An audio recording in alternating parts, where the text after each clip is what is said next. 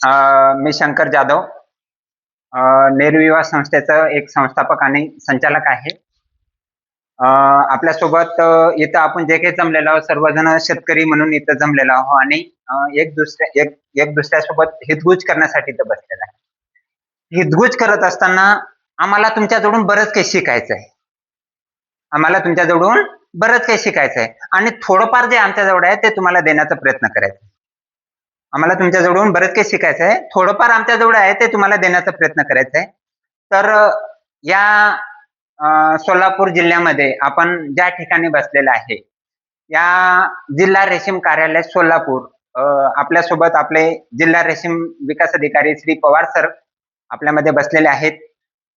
सोबतच त्याचे 2 असिस्टंट इथं सोबतच कार्य करत आहे आणि सोलापूर जिल्हा कसा डेव्हलप होईल यांच्यासाठी त्यांचा सातत्यानं प्रयत्न आहे. मागील 2-3 दिवसापासून आम्ही सातत्यानं ते गोष्टी पाहत आहे, की सरांची तळमळ आणि सरांचं जे काही कार्य आहे, हे अतिशय उत्तम आणि एक उपयुक्त आणि आम्हाला प्रेरणादायी आहे.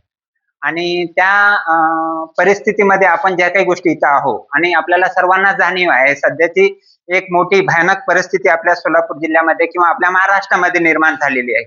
या सर्व परिस्थितीच्या अनुकूल राहून आपण जे काही इथं करण्याचा प्रयत्न करत आहे त्याच्यासाठी खरोखर आपण एकदा पवार सरांचं जोरदार टाळ्या वाजवून स्वागत करू.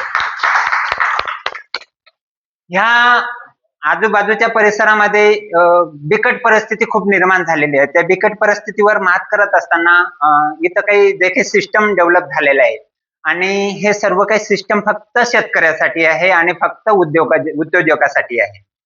ह्या प्लॅटफॉर्मात इथं शासनाचा जो काही विचार आहे किंवा शासनाच्या ज्या काही संकल्पना आहे ते संकल्पना खूप मोठी आहे.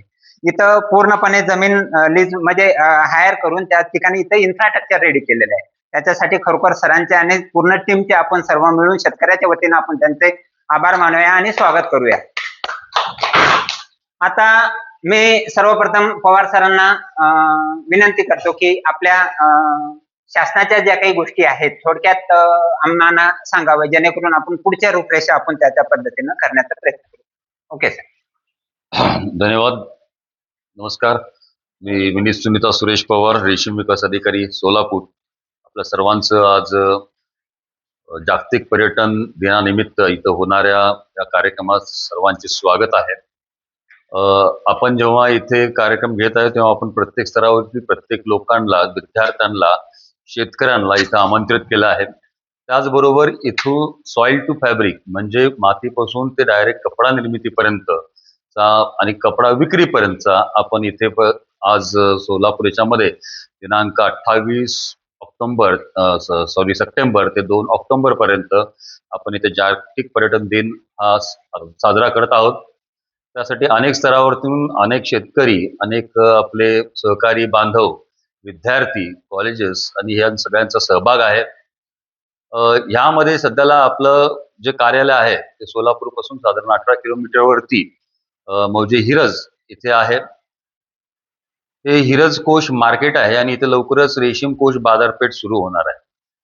त्या अनुषंगाने आपण इथे शेतकऱ्यांना आणि सर्वांना रेशीम कोषाचं महत्व हे सांगण्यासाठी आपण इथे एक प्रदर्शनी भरवली आहे. त्या प्रदर्शनीमध्ये आपण शेतकऱ्यांना तुतींची रोपांपासून तुती लागवड, त्याच्यापासून आळी संगोपन, कीटक संगोपन, त्याच्यापासून पुढून त्याच्याबद्दल तयार होणारे जे अनुषंगिक प्रोडक्ट आहेत जसे रेशीम हार आहेत, किंबहुना त्याच्यापासून बनणारे बुके आहेत, त्याच्यापासून बनणारं कापड आहे. या सर्व गोष्टी आपण इथं शेतकऱ्यांना आणि लाभार्थ्यांना आणि उद्योजकांना शिकवणार आहोत.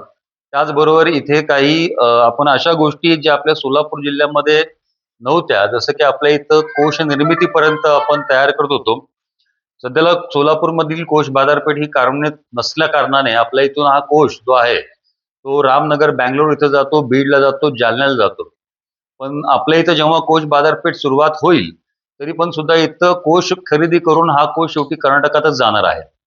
त्यामुळे आपल्या इथे पोस्ट ककून टेक्नॉलॉजी ज्याला आपण धागा निर्मिती म्हणू शकतो, तर त्याच्यासाठी आपण इथे काही आपल्याकडे फार्मर प्रोड्युसर ऑर्गनायझेशन आपण स्थापन केलेले आहेत. एक आपल्याकडे मोहोळमध्ये आहे आणि एक आपलं माळशिरस मध्ये आहे.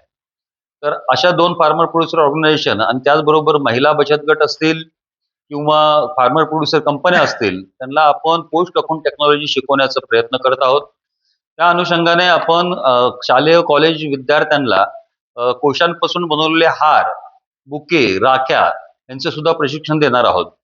तर उद्योजक किंवा फार्मर प्रोड्युसर कंपन्यांना आपण धागा निर्मितीचं प्रशिक्षण देणार आहोत. धागा निर्मिती आपल्याकडे सोलापूर जिल्ह्यामध्ये धागा निर्मिती युनिट नसल्या कारणाने आपण इथे धागा निर्मिती युनिटचा पहिला हा प्रयोग करत आहोत. पहिला आपण त्यांना प्रशिक्षण देत आहोत. त्यासाठी आपण इथे रेशीम सूत्र नावाच्या कंपनीच्या अंतर्गत दिल्लीवरनं आपण ही मशीन मागवलेली आहे. एक छोटा युनिट आहे, पण तो बचत गटासाठी किंवा छोट्या युनिटसाठी ट्रेनिंग सेंटरसाठी खूप उपयोगी आहे. ज्याच्यामुळे आज आपल्याकडे इथे ट्रेनिंगचं सुद्धा आयोजन केलेलं आहे. ट्रेनिंग देण्यासाठी माझ्याकडे रेशीम सूत्राचे अधिकारी लोक सुद्धा उपस्थित आहेत आणि ट्रेनिंग घेण्यासाठी फार्मर प्रोड्युसर कंपनीचे प्रतिनिधी सुद्धा माझ्याकडे उपस्थित आहेत. तर त्याच्यासाठी लागणारा कोश कसा असतो, त्यातून किती धागा निघतो हे तुमच्या कंपनीचे प्रतिनिधी सांगतीलच.